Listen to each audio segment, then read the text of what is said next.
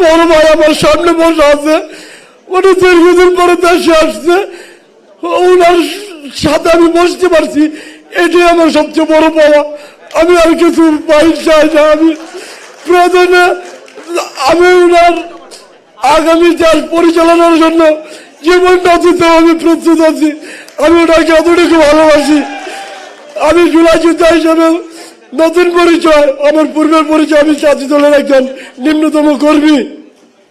এবং আমার ভাইয়ের কাছে আমার আহ্বান থাকবে, আমার সাথে সহযোদ্ধারা ছিল অনেকেই, যারা পা নেই, হাত নেই, তারা ব্রাকের চিকিৎসা